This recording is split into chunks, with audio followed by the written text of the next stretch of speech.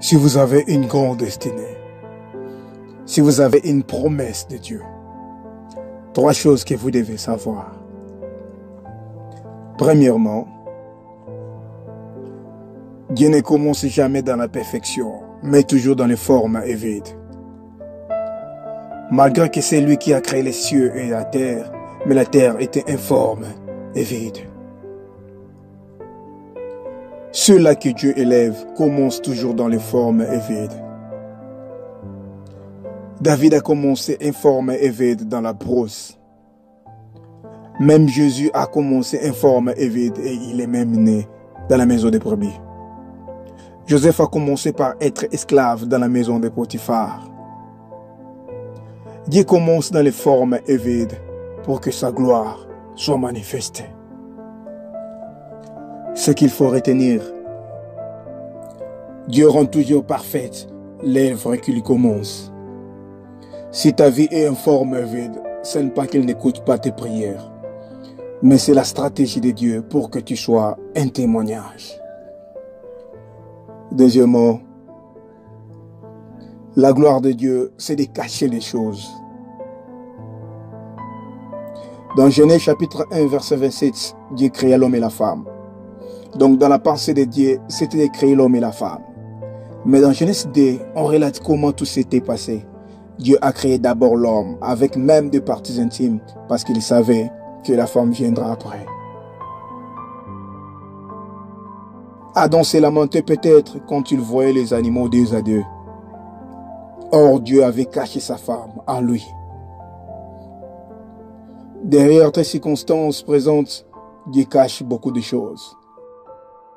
Derrière celui qui est né dans la maison de brebis, c'est caché celui qui est assis à la droite du Père. Derrière le fils du charpentier, c'est caché le Fils de Dieu. Derrière celui qui est venu comme serviteur, c'est caché le roi des rois. Derrière celui qui est venu comme un agneau, c'est caché le lion de la tribu de Juda. Ne convoite personne et que personne ne te méprise, parce qu'on ne sait pas ce qui est caché derrière ce que tu vis aujourd'hui. Troisièmement, Dieu ne brûle pas les étapes. Quand Dieu créait l'univers, sa finalité était de créer l'homme. Mais il n'avait pas brûlé les étapes. Il a d'abord créé tout ce qui mettra l'homme dans le confort. Essayez un peu d'imaginer, Dieu crée les cieux et la terre est forme et vide. Après, il crée l'homme. Où l'homme serait-il? De quoi il aurait dû se nourrir? Quand tu as une grande destinée, Dieu verra à te garnir de tout ce dont ton avenir aura besoin. Il faut passer par le désert pour être transformé pour la terre promise. Il faut passer par la servitude dans la maison de Potiphar pour confirmer ta loyauté à Dieu et apprendre sur la vie des personnes élevées en dignité avant d'être le premier ministre. Il faut avoir tué les lions avant de tuer Goliath. Il faut prendre d'abord soin des brebis avant de diriger les peuples d'Israël, les peuples de Dieu. Conclusion. Quand Dieu promet, il réalise toujours.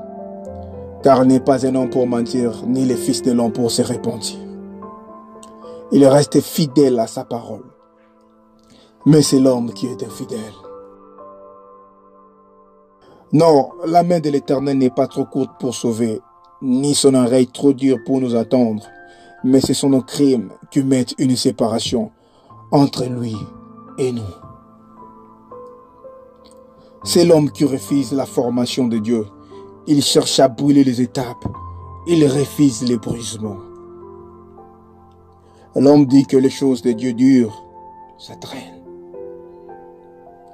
Non, Dieu prend tout son temps nécessaire pour que vous puissiez respecter toutes les étapes par lesquelles il vous fait passer. La nature elle-même ne vous enseigne-t-elle pas? L'enfant dans le ventre de sa mère, il commence toujours informe et vide. Mais avec le temps, il doit grandir. Parfois ta vie est en retard parce que tu refuses de grandir spirituellement. Qui de nous donnera son entreprise à son garçon de 5 ans? Aussi longtemps que l'héritier est encore enfant, il ne diffère à rien d'un esclave. On ne prie pas d'abord pour changer des choses, mais pour que nous nous soyons changés d'abord. Plus vous changez, plus vous vous approchez de votre destinée. Plus vous grandissez, plus vous attirez l'accomplissement de la promesse de Dieu. Celui qui s'approche de Dieu, Dieu s'approche de lui. Dieu honore ceux qui l'honorent. Dieu est fidèle. L'œuvre qu'il a commencée en vous, il la rendra parfaite. Partagez ces messages. Ça pourra sauver une vie. Et abonnez-vous pour de prochaines vidéos. Que Dieu vous bénisse.